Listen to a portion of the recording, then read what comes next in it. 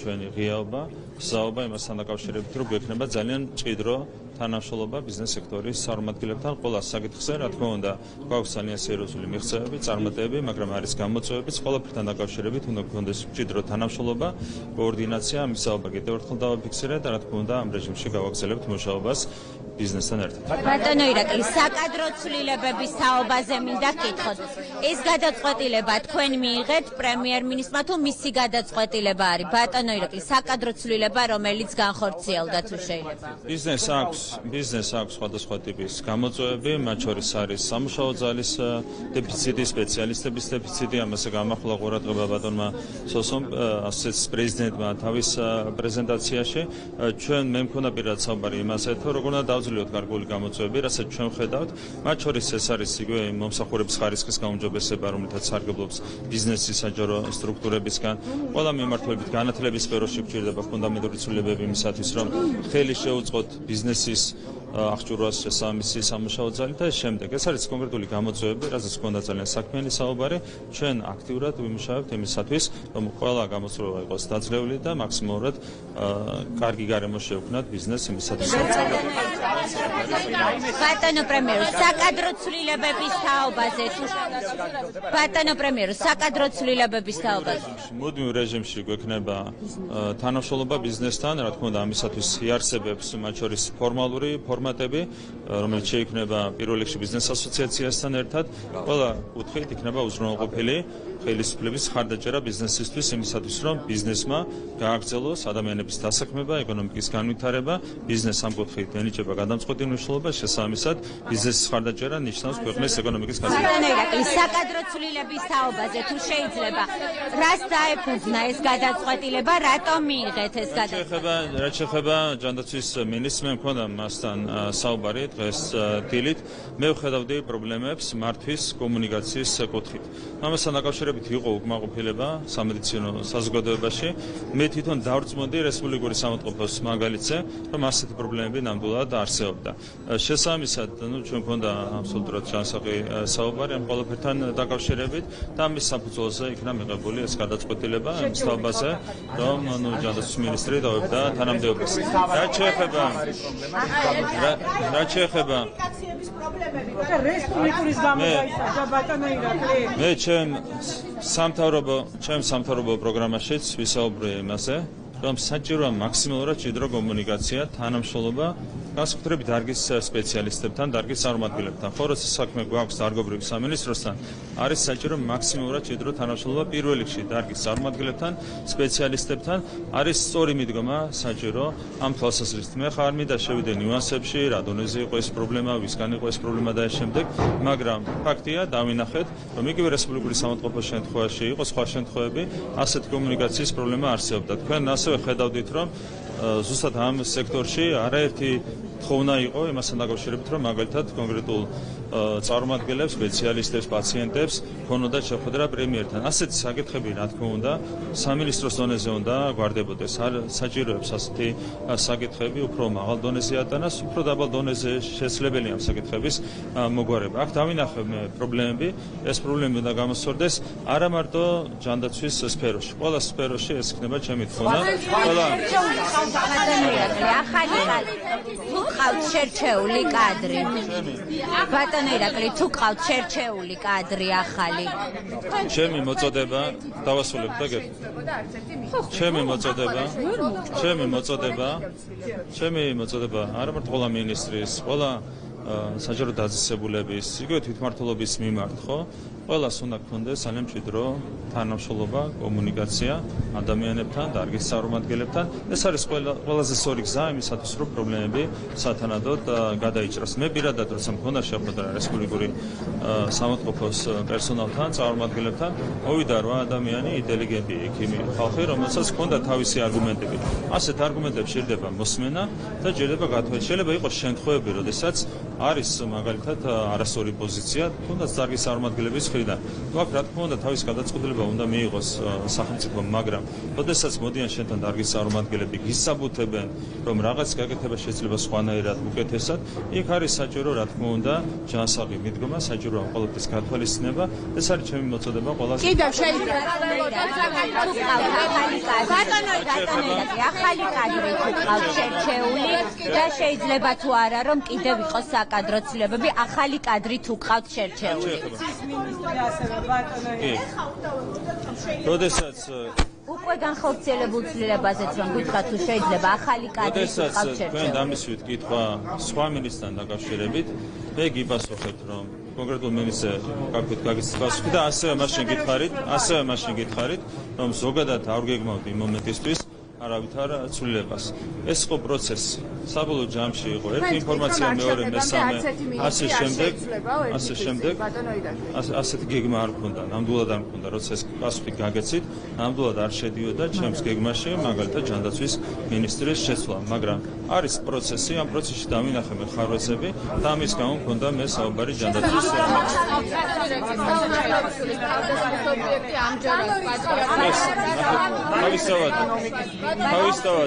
თავისთავად ეს კითხვა არის უკვე არასწორი რატო, იმიტომ რომ პროცესია ყველაფერი არის პროცესი, მაგრამ დღეს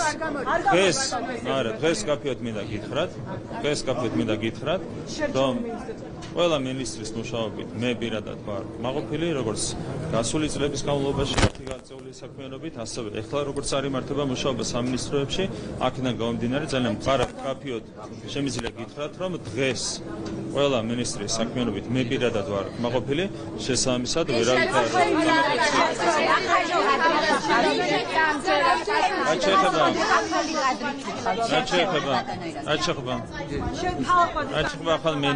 ახალ მინისტრს ჯერ ეს პრაქტიკულად დღეს გადაწყვეტილი საკითხია. ჯერ არავითარი გადაწყვეტილება არ არის, ჩვენ გვექნება კონსულტაციები როგორც გუნდის წევრებთან, ასევე შეიძლება დარგის წარმომადგენლებთან, გვექნება ჯანსაღი პროცესი. ჯანსაღი გუნდის წევრებზე, როცა მაქვს საუბარი, ჩვენი გუნდის ლიდერია, ხო საპატიო თავმჯდომარეა, ბატონი ბიძინა ივანიშვილი. რა თქმა უნდა, სადაც არის საჭირო გუნდთან კონსულტაციები, პირველ რიგში ბატონი ბიძინა არის გუნდის წარმომადგენელი. რაც შეეხება იმას, თუ ვინ იქნება ჯანდაცვის მინისტრი, ეს უნდა გადაწყდეს ფართო კონსულტაციების საფუძველზე. კონსულტაციები უნდა იყოს ფართო.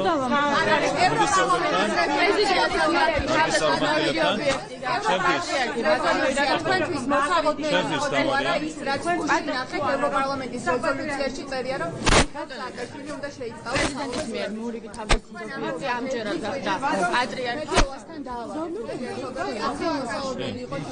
და პარლამენტის თავმჯდომარემ მოუწოდა ევროკავშირს გაემიჯნოს ევროპარლამენტარების ცილისწამებლურ განცხადებებს.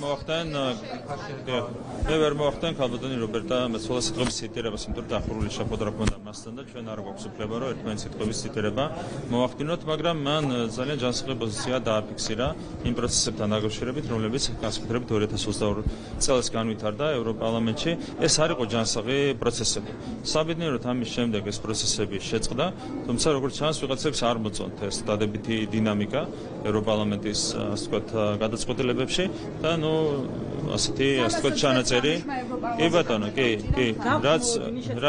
რაც ნიშნავს იმ, ასე ვთქვათ, პრეცედენტების კიდევ ერთხელ გამეორებას, რაც იყო 2022 წელს და რაც საბედნიეროდ დასრულდა, მაგრამ ამის გამეორება ვიხილეთ. იმედია, ეს არ მიიღებს ტენდენციის სახეს.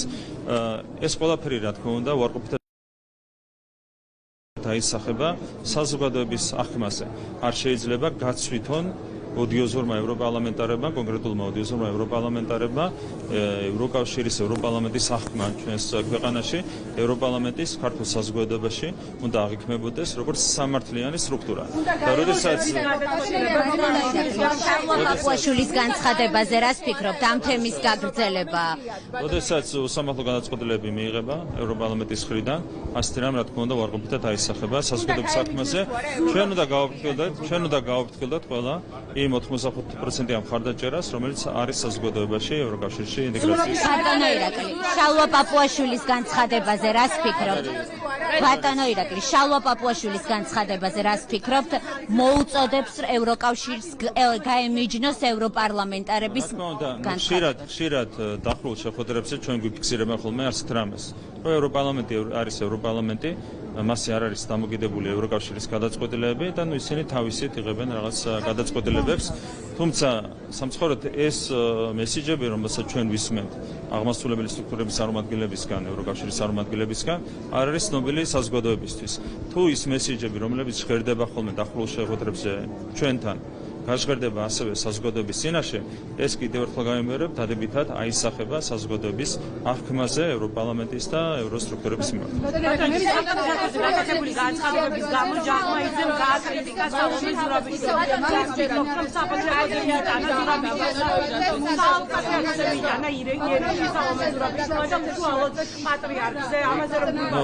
მე არ ვიცი, კომენტარის გაკეთებაც კი არ შეიძლება.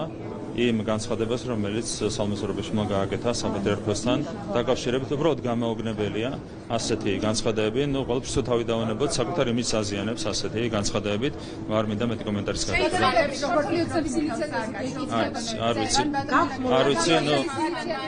არ ვიცი, სალომე ზურაბიშვილისგან ყველაფრის მოლოდინი შეიძლება კონდეს, იმდენი, ასე ვთქვათ, უხეში ქმედება განახორციელა მან სახელმწიფო ინტერესების წინააღმდეგ, რომ შეიძლება ყველაფერი გააკეთოს, მაგრამ ამ არჩეულობაში მე ვერ შევარ. კოალიციის თეორიულ ჩანს, თუ ხედავთ ამაზე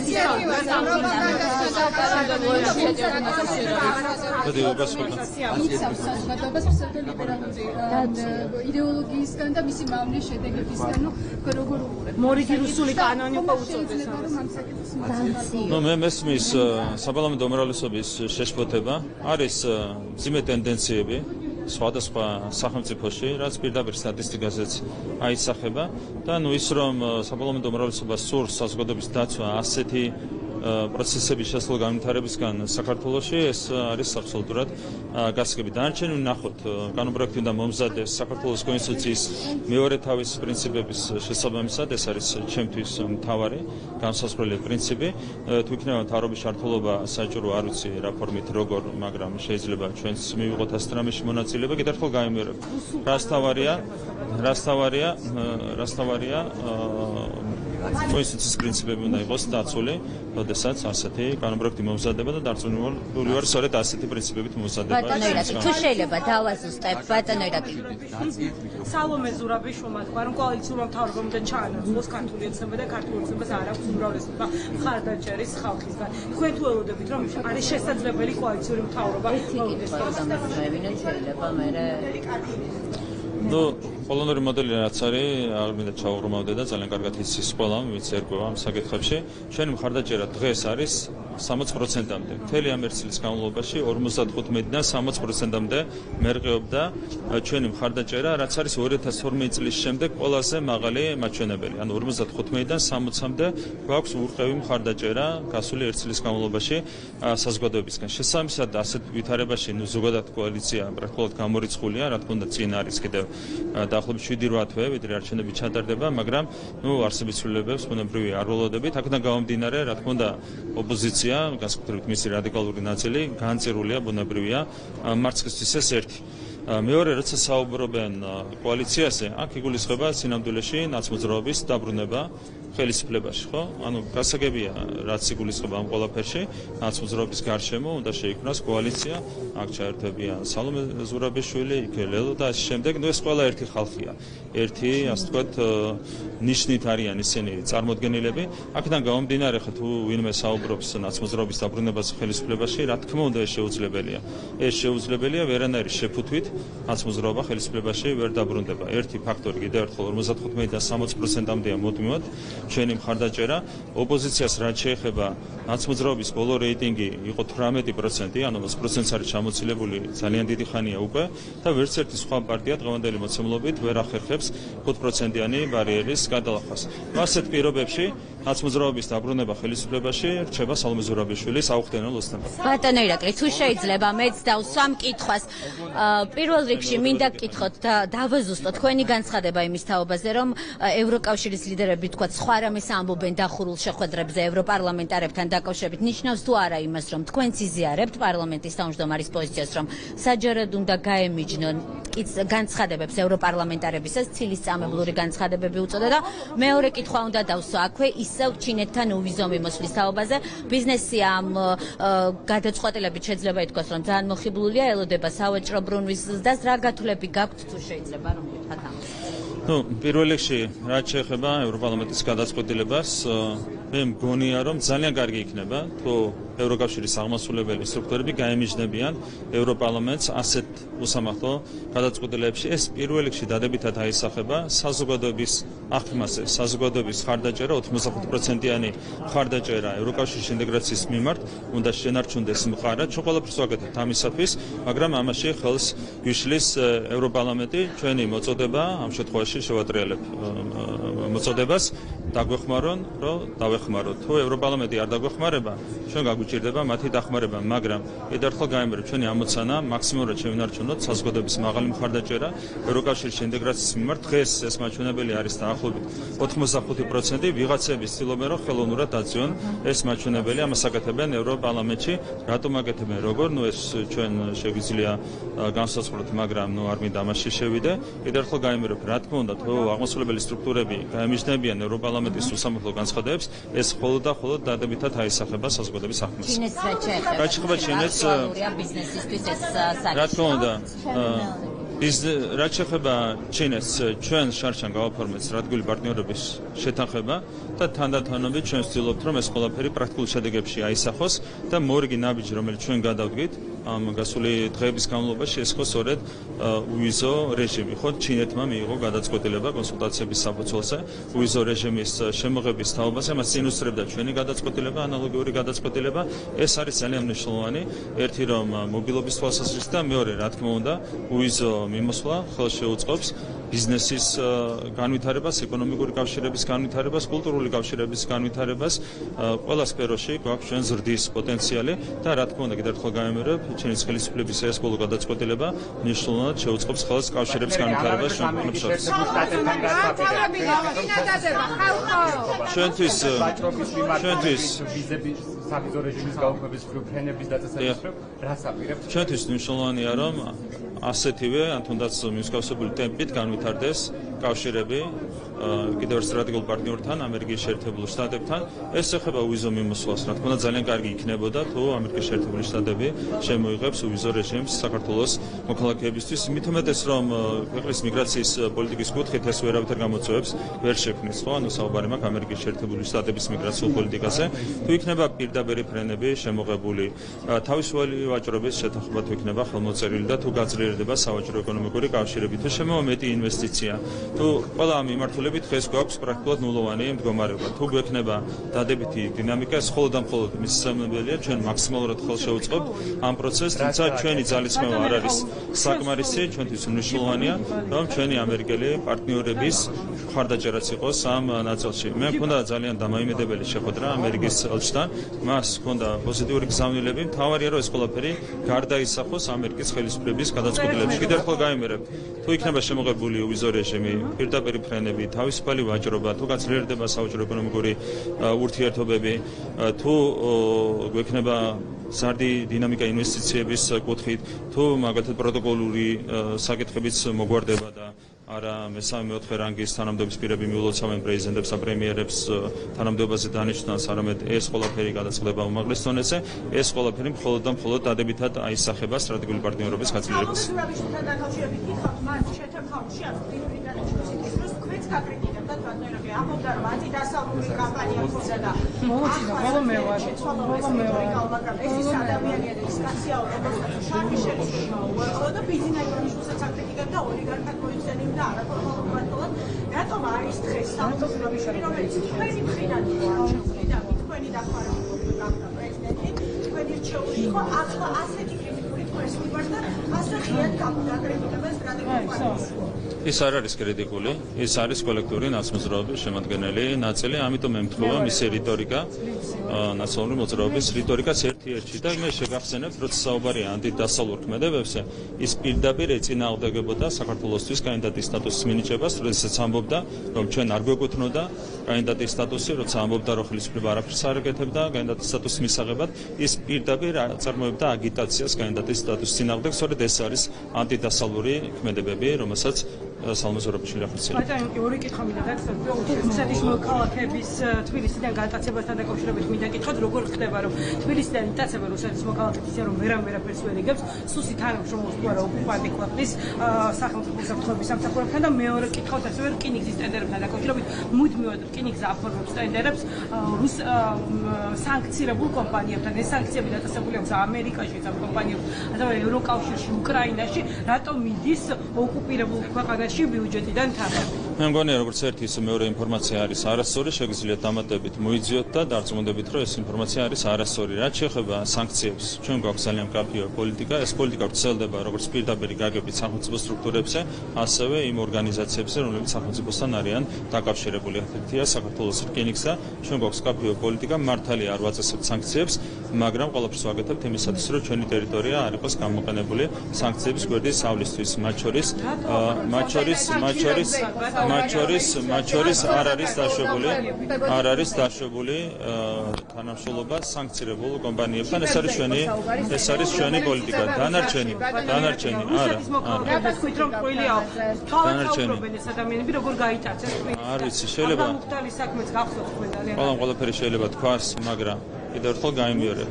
თქვენ შეგიძლიათ დამატებით მოიძიოთ ინფორმაცია და დარწმუნდებით, რომ ეს ყველაფერი არის სწორი. ჩიპებზე უნდა გითხოთ, სენატში ხდება და იქ გამოიკვეჭი, რომ საქართველოსთან ხდება ჩიპები რუსეთში და ეს ჩიპები შემდგომ საქართველოში იყო ჩამოსული მისია, აქ მისიაში იყვნენ წარმოდგენილი როგორც ევროკავშირი, ასევე ბრიტანეთი, ასევე ამერიკის შეერთებული შტატები და დამტკიცდა, რომ საქართველოს ტერიტორია არ გამოიყენება სანქციების გვერდისავლისთვის, მათ შორის ამგვარი ქმედებებისთვის. ყველაფერი